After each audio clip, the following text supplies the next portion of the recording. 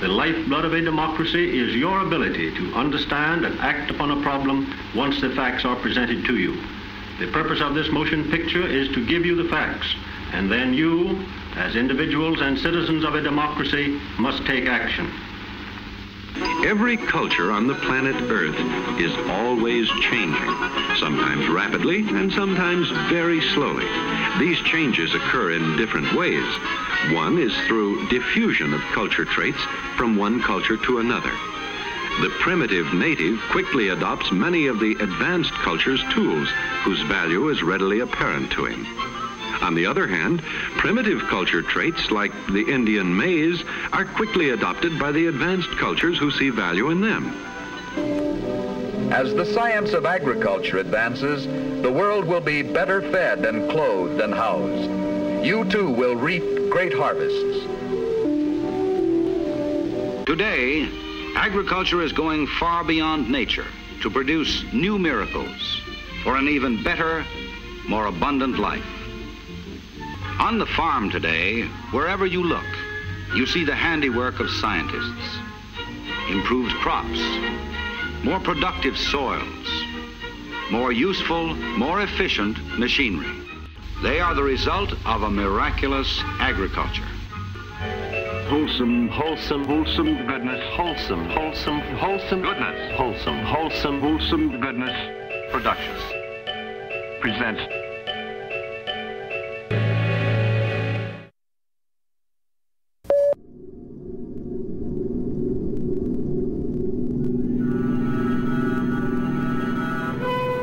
In the harvest of 1999, 60% of Canada's canola crop was genetically engineered, 90% of Argentina's soybean crop, 50% of the U.S. soybean crop, 33% of the U.S. corn crop was genetically engineered.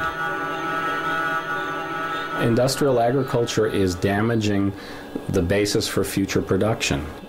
We've got soil erosion, soil compaction, salinization, waterlogging, destruction of beneficial biodiversity, loss of natural enemies of pests. That's really occurring at an alarming rate.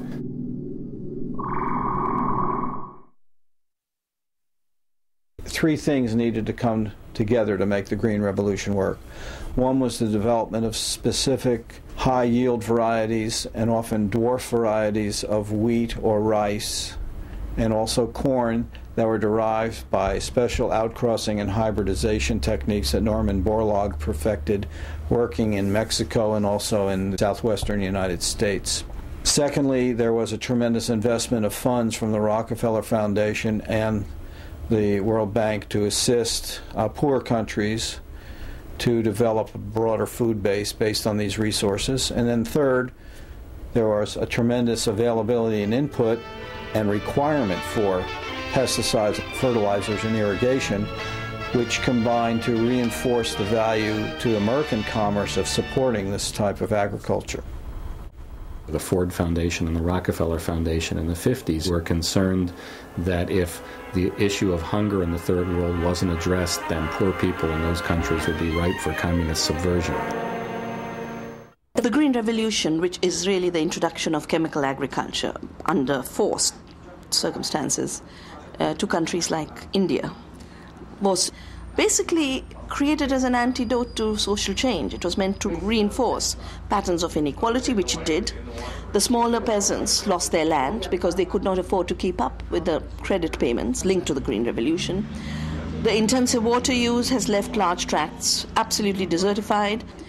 The agricultural diversity that fed people has been wiped out. And yes, the production of rice and wheat has increased, but that is not an absolute increase in food. The production of legumes, of dals, of chana, of chickpea, of oilseeds, of mustard has all come down. Faced with the choice of crop failures and resulting worldwide starvation, the use of pesticides and herbicides seems inevitable.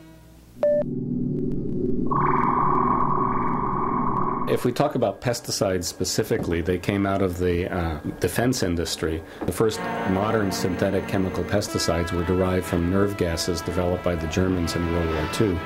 And they found that by some simple changes in the molecules, instead of having their greatest toxicity be for human beings, they could have their greatest toxicity be for insects. There were plenty of chemical factories left over from World War II. We got a raft of secrets from Nazi Germany that allowed us to make organophosphate pesticides that we did not have the capacity to make before.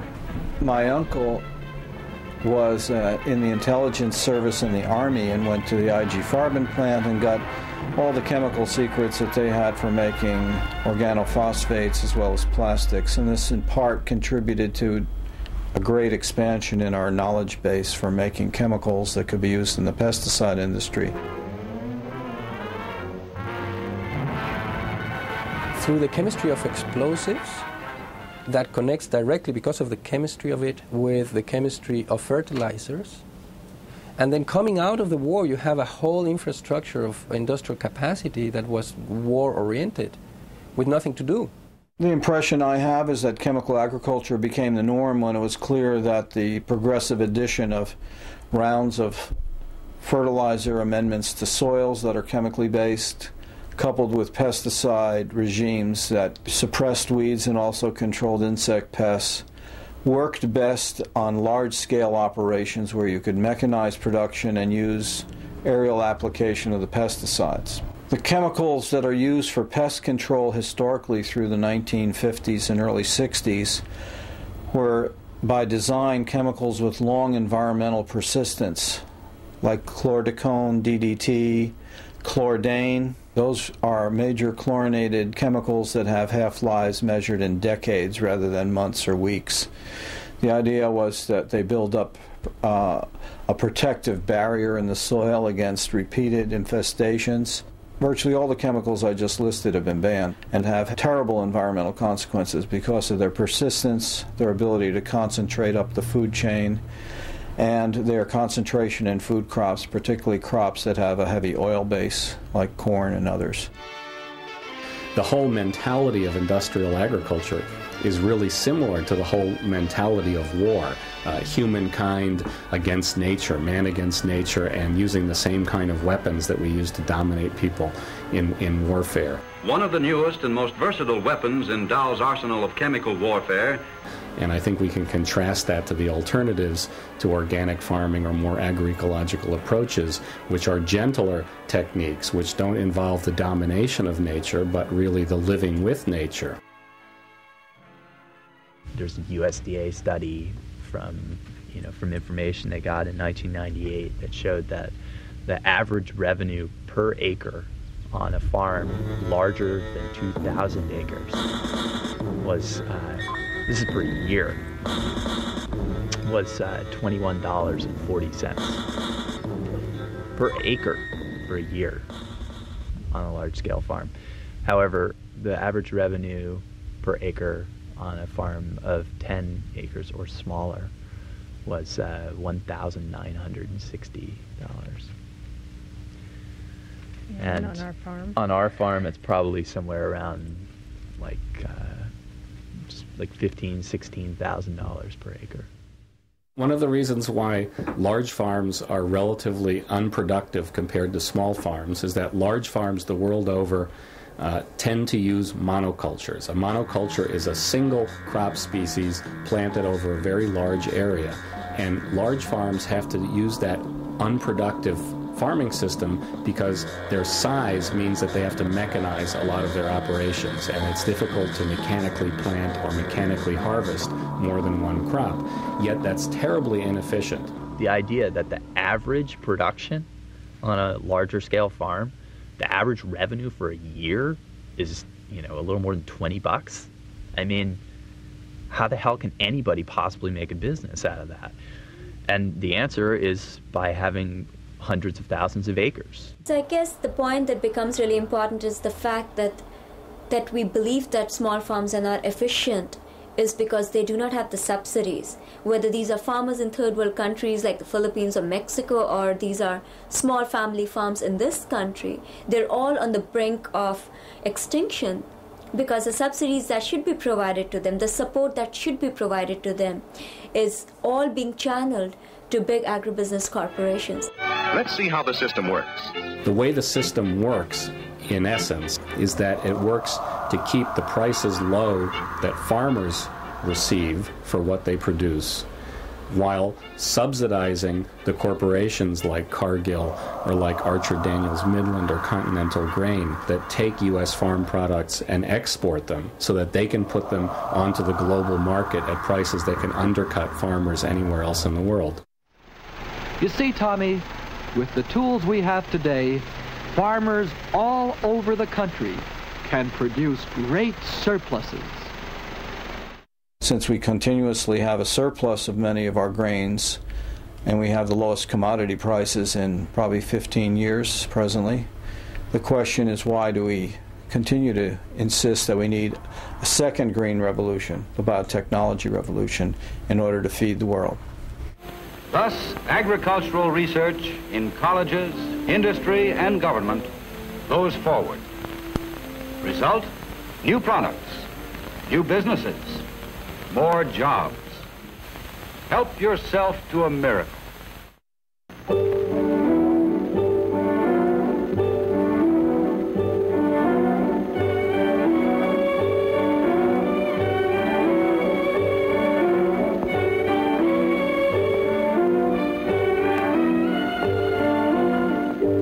New hope in the battle for control.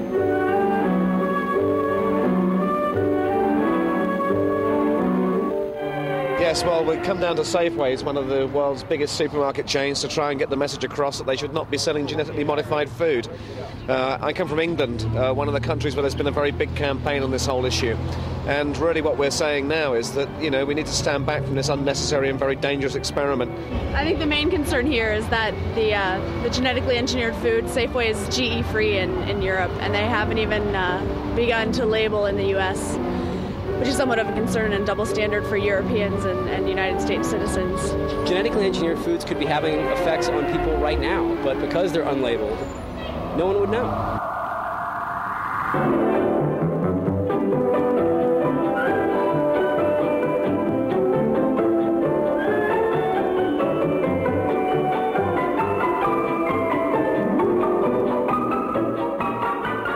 Biotech is an incredibly broad subject area. Really, if you take the textbook definition, it's the use of living organisms or components thereof to make useful products, processes, and services. All the food we've eaten all our lives, that our parents have eaten and our grandparents have eaten, and so on, it's all been genetically modified just by various kinds of techniques. Many consumers would be surprised to find out that our modern tomatoes are derived from an ancient predecessor that was a tiny berry, in fact, that was quite toxic. It's through literally hundreds of years of selective breeding, that is, genetic modification, that we have the modern tomato. What we're talking about is the extraction of genetic material out of a reproductive context, a context that has been evolving with this piece of DNA over millions of years, taking it out, manipulating it as a chemical, and then putting it back into another reproductive context where it's going to operate in a different way. This type of manipulation, the transgenic manipulation, really has no precedent in history or in evolution. Here, in fact, is the answer to a dream as old as man himself, a giant of limitless power at man's command. The beauty and peril of genetic engineering is that you can move genes from as far distant a species as a flounder into a tomato to ensure that you have a plant that's tolerant to very low temperatures because of antifreeze genes that are present in the flounder. But you could find that same gene in any number of other organisms. It was just easier to take it from a flounder than it was to take it from another plant. But you'll find those genes in plants as well. That type of engineering is made possible by the universality of the genetic code, that plant or animal species can read each other's genetic messages. And in fact, you and pea and a cow have all about 60 to 70% of your DNA is very similar. You're much more closer to these organisms here than you might think you are, because an awful lot of the basic housekeeping genes are very, very similar. The FDA considers them to be the same as traditionally bred crops, so there's no label required, there's no testing required, and we really don't know what's going to happen. It's an outrage. A man isn't safe even at his own dinner table. Something ought to be done about it. Why doesn't the government step in? In theory, the government has 3 agencies that could regulate biotechnology-generated agriculture. The first and foremost would be the Food and Drug Administration, but it decided beginning in 1992 to allow the deregulation of these crops from its point of view because they were equivalent to existing plants and foods. A very convenient tool called the substantial equivalence principle was cooked up to say, let's just treat genetically engineered organisms like conventional crops. Of course, they don't say that when they want to patent those same things. Then at that point they say, these are novel, these are not natural. But when it comes to safety, they say, just like nature, exactly as nature made it. I sometimes call this ontological schizophrenia. FDA, under the regulations as they exist at the moment, are only obliged to label if, in fact, there is a potential problem with respect to safety and efficacy. Now, how the products of biotech are produced is actually a process. That's not a product in itself. FDA do not have any capability or any regulatory authority to actually label based purely on process, and I think a lot of people don't realize that. Secondly, the U.S. Department of Agriculture could regulate these plants as they would any new plants. They decided that these plants did not comprise a new category of plantings compared to other hybrid type varieties that are already on the market. Sound science has demonstrated time and again that many biotechnological advances are safe and reliable.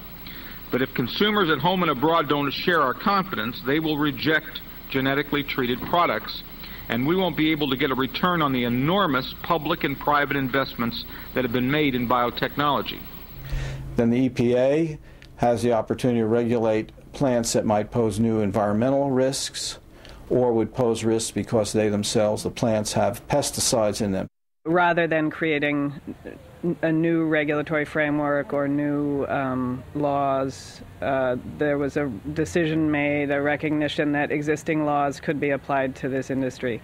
And at that time there was a term and a construct that was coined that is called the coordinated framework, and that refers to what is supposed to be a viable, effective, coordinated effort among those 3 agencies. So we have 3 different agencies, each one, in my viewpoint, only half-heartedly or not at all, taking an aggressive regulatory posture to control this industry.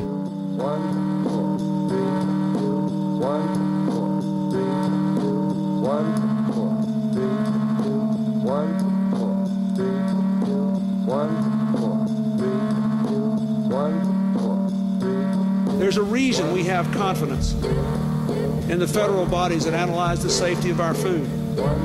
They may not be perfect, but nobody believes they're in anybody's hip pocket.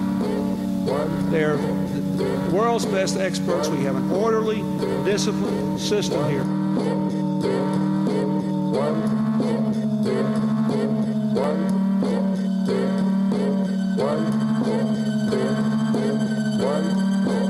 Terry has global responsibility for biotechnology, regulatory, public policy, and external affairs for DuPont Nutrition and Health.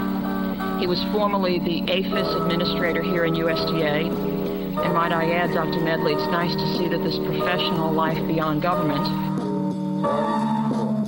We must continue to argue in multilateral forums like the WTO that our biotech products have withstood the strictest scientific scrutiny. It's nice to see that this professional life beyond government. What do we want? Safe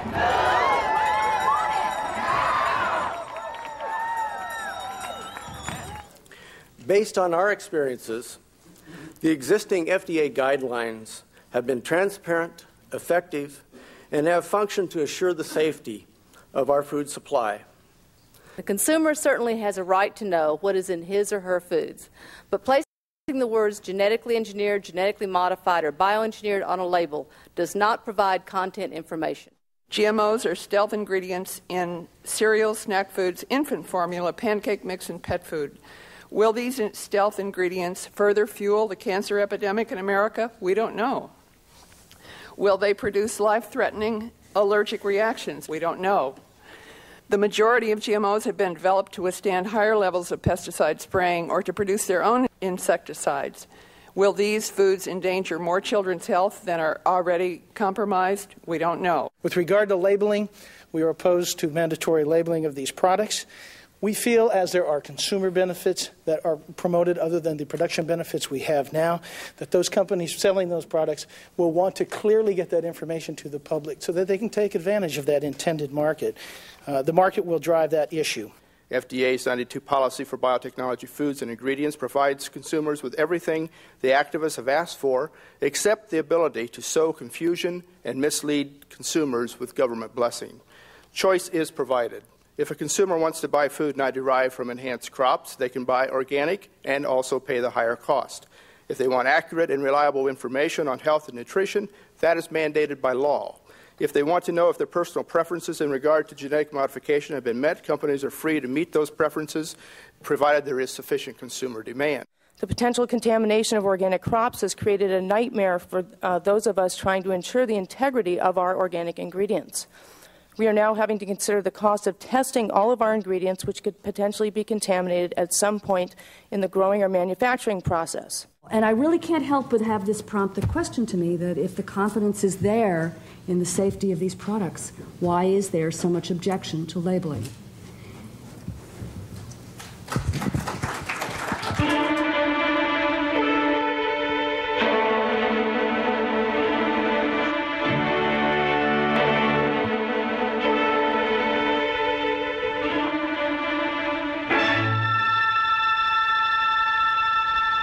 Well, what's happened in England is that there's been really a total collapse in the market for GM agriculture.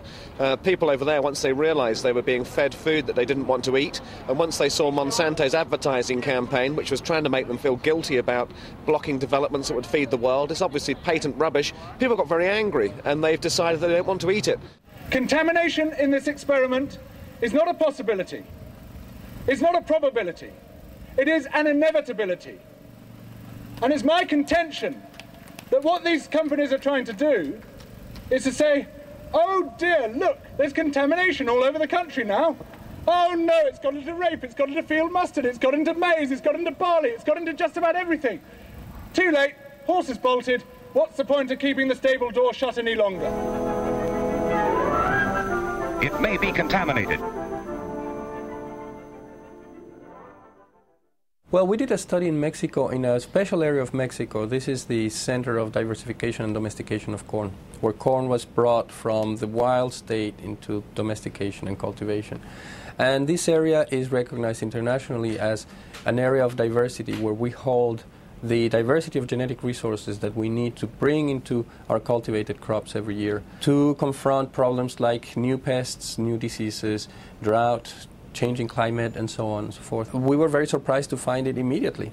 We actually were expecting to see just negative controls from samples of these land races, these criollo varieties in the highlands of Oaxaca, in the mountains of Oaxaca in Mexico, and to our surprise, we had very high levels of contamination already.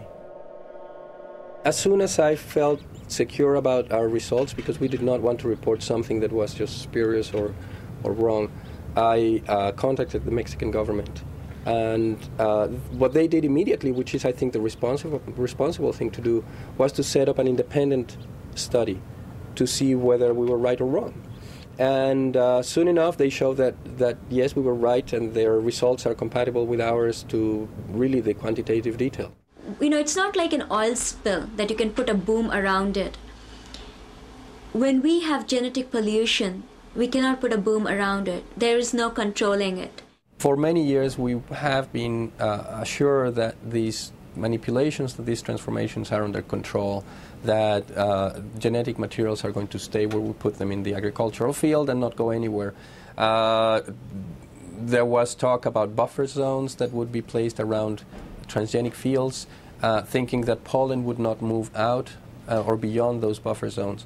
And I think the first level of importance of this discovery is that we find that control really doesn't exist. The sites that we looked into are at least hundreds of miles away from any transgenic field, and also they are distant from transgenic manipulations in time. We have the benefit of a moratorium that the Mexican government placed on planting of transgenic corn. So we know that at least legally, since 1998, there shouldn't have been any transgenic plants nearby. Pollen can travel up to 4 kilometers. It knows no boundaries. And genetic modification is occurring on close to 100 million acres worldwide. It's going to be virtually impossible to keep a field from being contaminated in one way, shape, or form from genetic pollution. There is this policy contradiction in Mexico between banning the planting of corn but allowing totally open access to the international market of corn, especially the U.S. So Mexico imports about 6 million tons of corn from the U.S. every year. And in those 6 million tons of corn, they know they are receiving about 30 to 40% transgenic corn that is not segregated and is not labeled. So there's no way to separate it. Supposedly, these two policies are compatible in the sense that the imported corn is only going to go for consumption and not for planting. But that, of course, is a red herring in a place like Mexico, where people have lived for thousands of years off corn in a very, very tight relationship. So most people in the countryside will plant what they eat and eat what they plant.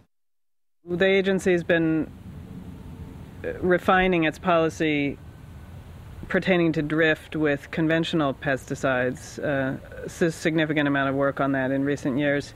But genetic drift has not been included in that. We don't have a specific policy with regard to genetic drift. There have been cases of farmers in whose fields were found growing crops containing genes that were owned by companies to whom those farmers had not paid a fee for the seeds to grow those crops, or the technology fee that they're required to use those crops. And what this meant was that the farmer had violated the intellectual property of some huge corporation. And it might have happened because wind blew pollen onto the field, from a neighbor's field onto a farmer's field. Nevertheless, at least in Canada, courts have found that those farmers have violated intellectual property and owe a fee to companies whose crops they never wanted in their field. The biotech companies that create these products have no liability for them. And no biotech company has yet been capable of getting any kind of insurance policy for any of their products at all. So all of the agreements that they have when they sell these products to commercial farmers are placing all of the accountability for any detriment caused by them on the farmers. So say commercial farmer pollutes organic farmer, then the organic farmer has to put a lawsuit against the commercial farmer. It's just like two people without any money whatsoever, like trying to fight a legal battle. A lot of these crops have been engineered with a bacteria called Bacillus thuringiensis. It's a naturally occurring soil bacterium which acts as an insecticide. The BT plant exudes this toxin from every cell throughout its entire life cycle. Scientists are seeing residues in the soil up to a year after the crop has been removed. This corn, which is called BT corn, kills monarch butterflies. And it's the pollen of this corn. Just the pollen contains enough of the toxin to knock out the larvae of the monarch butterfly. What Dr. Losi at Cornell found in laboratory simulations is that the monarch butterfly in his first studies died at about a 50% mortality rate. Subsequent studies suggest maybe only 7% of butterflies will die. It's still an immense impact in an evolutionary sense, and a completely unanticipated one. Other non-target insects that would be affected are those that happen to ingest the pollen, which is toxic to any species that has a larval form that has an alkaline gut. And Losi's work stands out more because it's a pilot study that should have been done 15 years ago when this technology first emerged, than the fact that it showed a dramatic effect. They're increasing these feeding studies. The first time round, they did quite a bit of feeding studies on the actual components, the products of the genes themselves.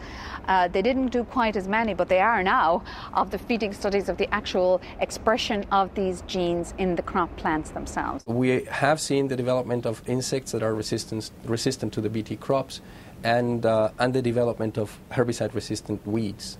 So these technologies are dated. They're dated. They take a very long time to produce, but they are defeated by biological rules very quickly.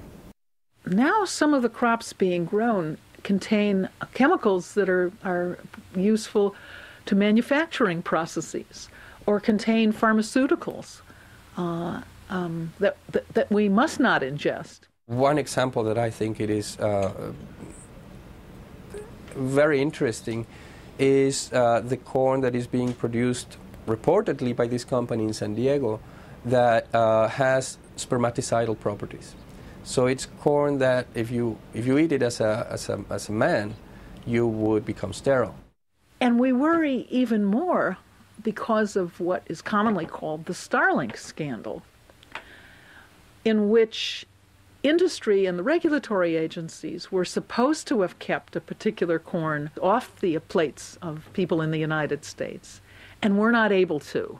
Their systems of segregation, their systems of controlling what went to our food plate didn't work.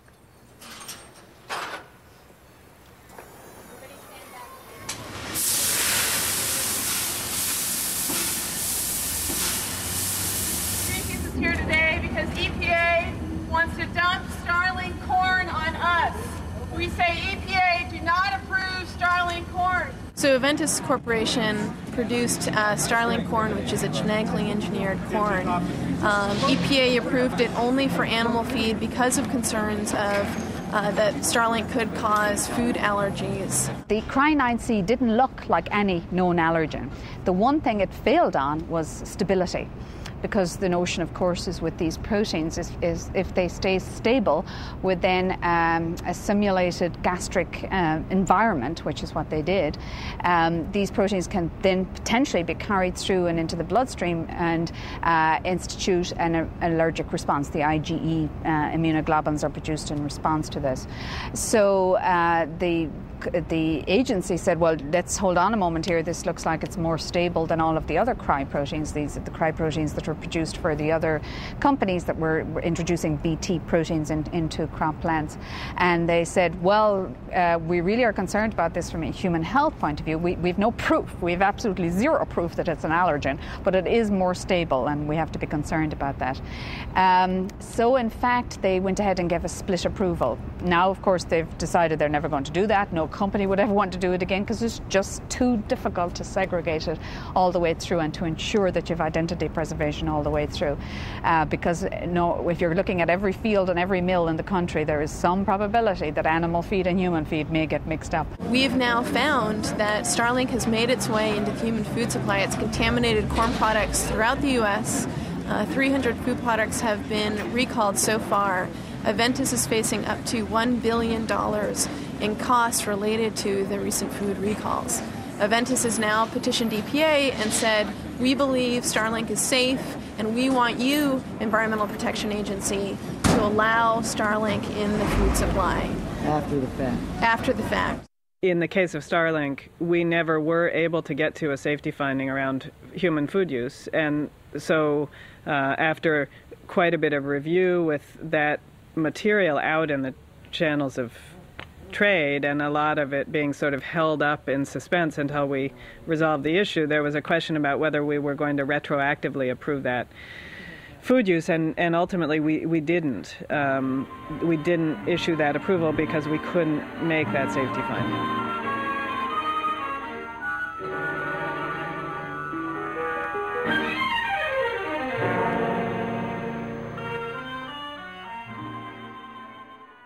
There are are innumerable different cultures on the planet Earth.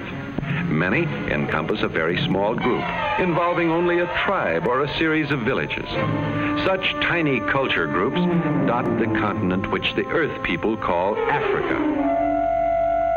On the other hand, the continent called Europe is largely covered by a huge civilized culture which is spread over many parts of the Earth. Being able to change whole cultural practices in these countries is not a trivial problem. As Florence Wambugu said, the real advantage of biotechnology is it's packaged technology in a seed.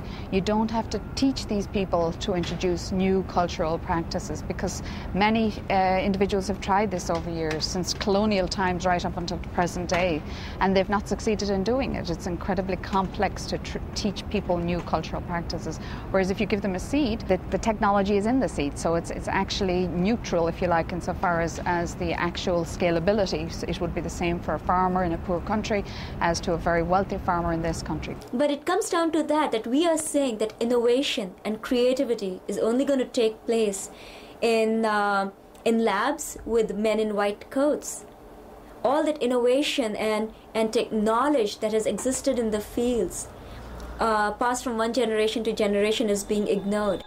An issue in many parts of the world is vitamin A deficiency. People try to get vitamin A in the form of supplements to remote rural populations and have failed to do so. The consequence is a disease called night blindness, which often degenerates into literal total blindness. We're working on a project in which you put in a gene that creates provitamin A, beta-carotene. You probably have heard from many people the story of golden rice, and this, from a scientific point of view, was an incredible engineering feat for a scientist to be able to actually genetically modify a complete metabolic pathway. So he went back to a very basic precursor of vitamin A production. It's called journal diphosphate, and then he stitched on all of the other enzymatic steps needed to produce beta-carotene in rice. I mean, this is an incredible scientific feat. The vitamin A rice was a simple trick that could have been done 20 years ago. In fact, it could have been done by conventional means to breed plants that would have a higher concentration of vitamin A, since there are neighboring varieties that already have high vitamin A contents. From a human nutrition point of view, of course, the jury is still out as to how efficient that's going to be. They're still looking at issues of bioavailability. But it's an incredibly efficient way to deliver these nutrients, especially to countries where nutrition is a real problem. There are plenty of indigenous species in the squash families, for instance, that have extraordinarily high amounts of vitamin A, as do sweet potatoes and other often pigmented carotene-containing plants. To put the beta-carotene gene into a rice plant was really, I think, an artful sop in order to get more support to biotechnology, more than a cure for a nutritional problem in the public that would be consuming the rice. Using biotech, there's several ways that this can be addressed in addition to just introducing beta-carotene.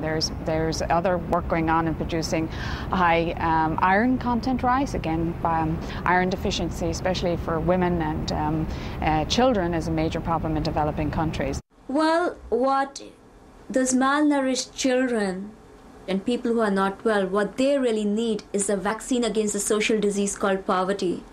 If only the health budgets and social safety net programs of whether United States or whether overseas, if only the governments were allowed to do their jobs by financial institutions such as the World Bank and IMF, we would not need rice with vitamin A. We would not need rice and other things with all the vaccines in it. I think, though, insofar as the consumer is concerned, the real advantage is going to be in the area of quality traits, where they look at shelf life, taste, and very important nutritional aspects, both at the macro level, at the protein and carbohydrate and fat level, where you're looking at better ways to introduce a more balanced amino acid ratio into your diet, which is something something, of course, vegetarians have to look at all the time. Using biotechnology, you can do this for many different crop varieties, so that, for example, you can have high lysine corn, because the cereals are often low in lysine, or on the other side, you can have sulfur-rich proteins introduced into the legumes because they're low in sulfur-rich proteins. At the micro level, there's incredible capability of improving the quality of vitamins and minerals, especially antioxidants, as we become more aware of the fact that we need to eat healthy food to stay healthy rather than always running to the doctor for cures, although biotech has the answer to that as well. But it's much cheaper and much more effective to eat healthy in the first place rather than trying to cure the ills of ill-eating later on in life. And with biotech, that's incredible capabilities. 5.8 billion people in the world today, about 1.5 billion of them in abject poverty. About 1 person in 7, about 800 million people in the world, so malnourished they cannot participate in work life or in family life, living on the edge of starvation. Genetic engineering clearly falls right within the Green Revolution mindset.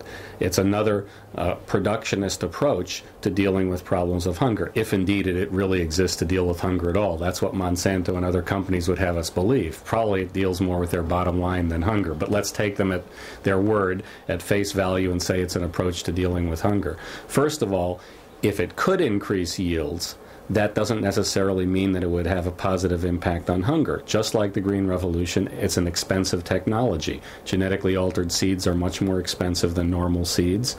They usually require a technological package like Roundup herbicide that's expensive that goes with them, and they're clearly going to create the same kind of economy of scale that puts smaller, poorer farmers at a disadvantage, just like the Green Revolution. So even if they did significantly increase yields, they would still be likely to lead us back into the paradox of plenty. More production, more hunger, more poverty. Yeah, there is hunger, and many of us are told that there is so much hunger because there are too many of us. It's because of overpopulation, and we need to grow more food, as the people indulging in genetic engineering would like us to believe, and people who have promoted industrial agriculture, green revolution. But we have to really understand that there is no problem of food production. In fact, the problem in the United States right now is overproduction. And yet, according to USDA last year, the number of people who do not have adequate access to food had increased from 30 million from previous year to 36 million Americans not having adequate access to food. And the reasons for those people not having enough food to eat, or for the fact that the 800 million people who are undernourished in this world, lies in the fact that there's too much of social and economic inequality. If 800 million people are hungry today, every one of those 800 million people 10, 20, 30 years ago used to grow their food and feed themselves. World hunger is created by destroying people's capacity to feed themselves, which includes both a destruction of small farming systems as well as a destruction of people's entitlements through a highly inequitable economic structure which creates corporate welfare by robbing the poor of their welfare. And that's in the rich countries and that's in the poor countries. 70% of the world today is fed by small-scale farming. Most of the food needs of the poorer parts of humanity are met by having biodiversity-rich farming. Biodiversity will feed the world, not chemicals. Ecological cycles will feed the world, not genetic engineering. I really think that this technology has an awful lot to offer to small farmers like my father, because in my early life we couldn't afford actually to buy a lot of the chemicals, fertilizers or pesticides, etc. that you see used so much over here, and we lost a lot of our crops. We wouldn't have the same level of productivity, and we lost a lot of our crops to both diseases in the field and at the post-harvest level. And I thought with biotech, there's such incredible capability of using that totally organic substance, DNA, to be able to improve the lot of farmers.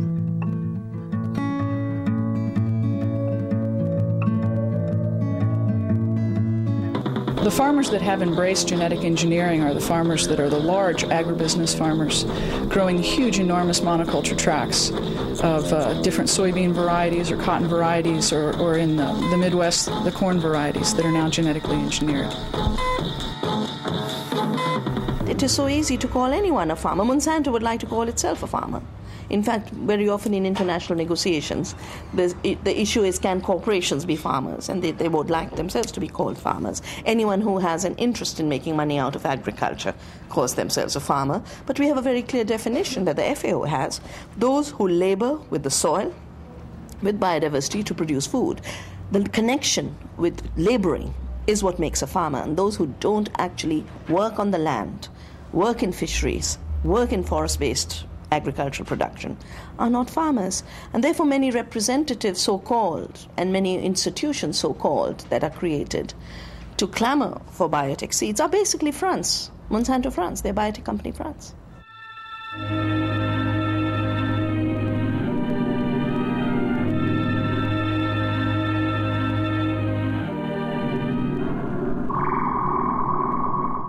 A box of Vita's, which is like $3 something, only less than 10 cents of it goes to the farmer in this country who grows wheat. So the question lies, where does the rest of the money go? And that's when it becomes very important to look at the vertical and horizontal integration of the food industry.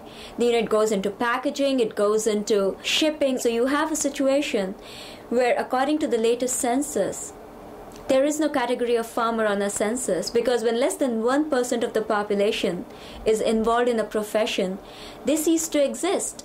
So I said that they're on the brink of extinction in this country, family farmers. But if you look at the census figures, they're already extinct.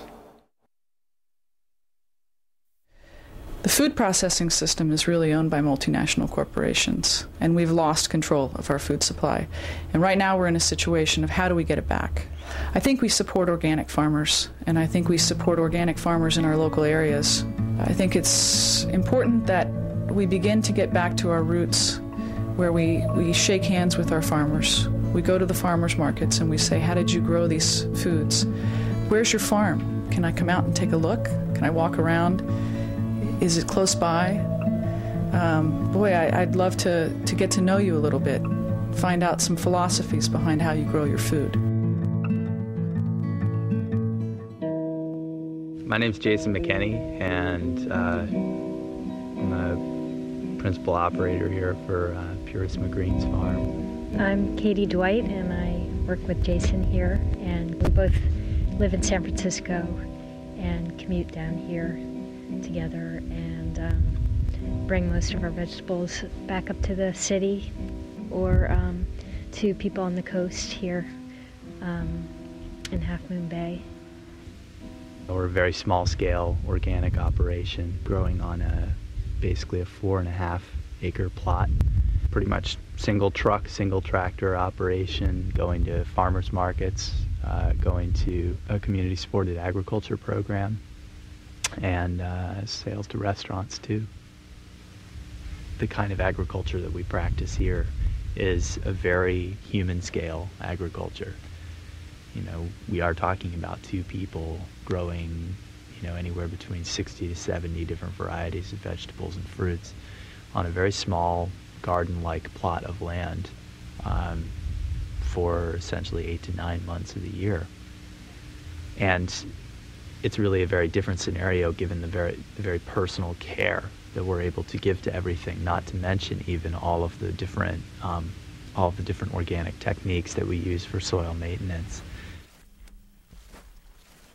A lot of people, if they think about, I want to start a farm, or I'm interested in farming, they maybe have a kind of idealized view of what that's all about.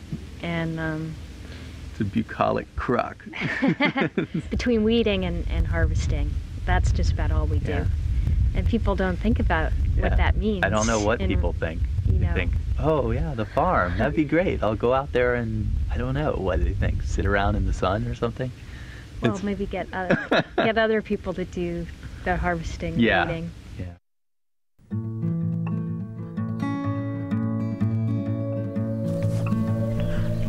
Yeah, we were trying to figure out the other day how long it usually takes us to build a pile.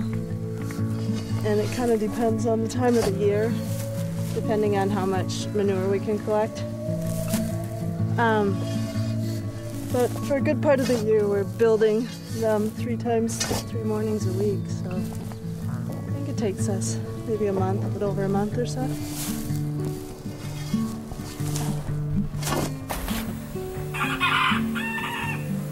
So CSA, I guess what I feel so strongly about it is that one thing I think we lack in our society today is community, and just a real strong, solid community. And so I think food is the basis of could be the basis of any community, because we all need it and it nurtures all of us. So giving good food to people and making that connection, just I think it's a perfect way to create community. And it also allows for people who can't have a direct connection with the land to get a connection through the people that grow the food for them. CSA, which stands for Community Supported Agriculture, describes a relationship between a group of people gathered around purchasing and committing to purchase their food, generally produce, directly from a farm. Live Power was one of the earlier CSAs, and I think has a slightly different concept than a lot of CSAs. A lot of CSAs are more like subscription farms where you'll get a box every week, but there isn't the sort of extended community involvement that Live Power has. Trips to the farms. We actually sort the vegetables each Saturday morning. So, you know, where another CSA, you go to a spot and pick up a box that's already set up for you. We take the vegetables as they come down from the farm and spread it out among the shareholders' baskets. Yeah, it's seasonal, and they grow in Mendocino County in a valley that's high up. The season is May to early December. So in May, it's spring vegetables, lots of greens. And then summertime, it's summer vegetables, tomatoes and corn, summer squash, and then into the fall, which is always this incredible transition. I love greens and winter squash and root vegetables, and I always welcome that time of year in terms of food. Initially, the first couple of years, it was a little daunting, you know. It's like, oh, and you know, what do we do with, you know, we'd get cabbages in the spring and in the fall, giant cabbages. We still, sometimes they're a bit daunting, but, you know, you knew you had to start really getting into the cycle, which now I love. It's a radically different relationship because it's an economic relationship of association, not of competition, and there's a common good that both parties are working toward, and that is the sort of sustaining of that farm. And it feels like the right thing to do.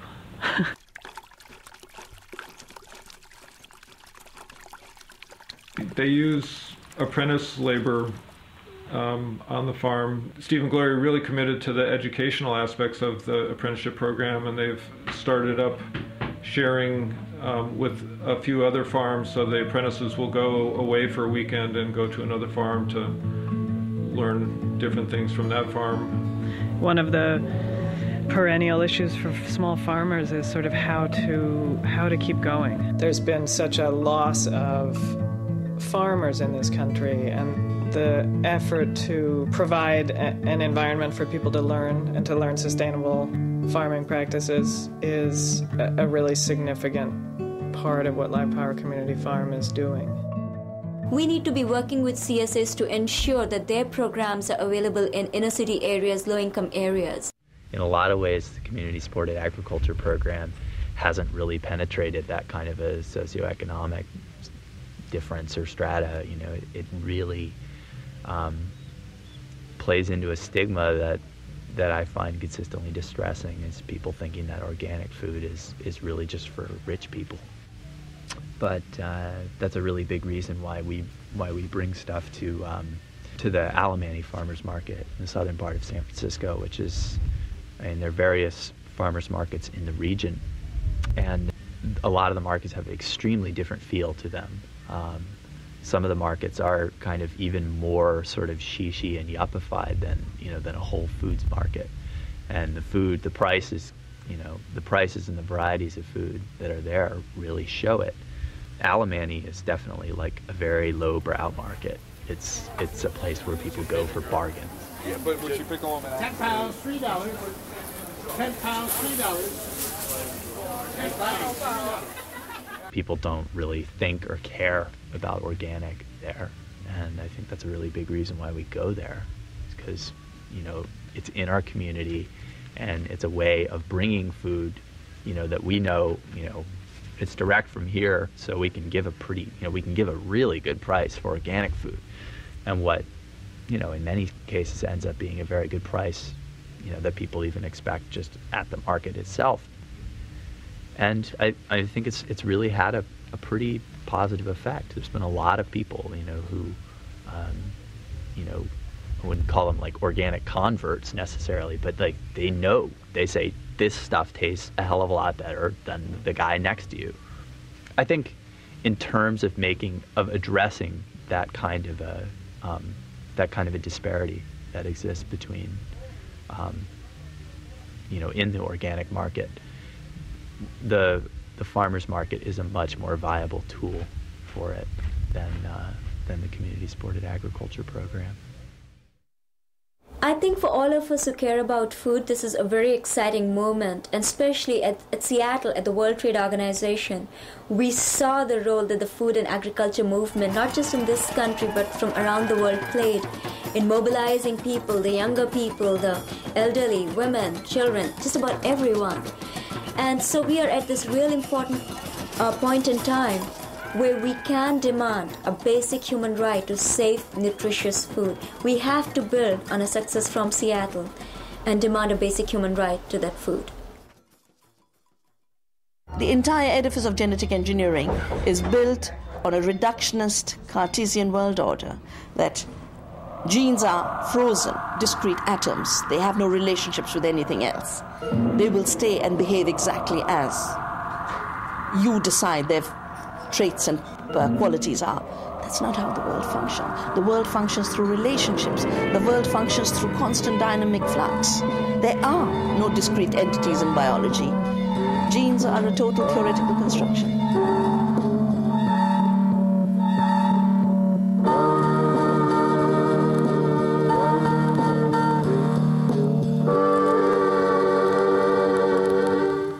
May well decide whether mankind is bettered or destroyed by the products of science.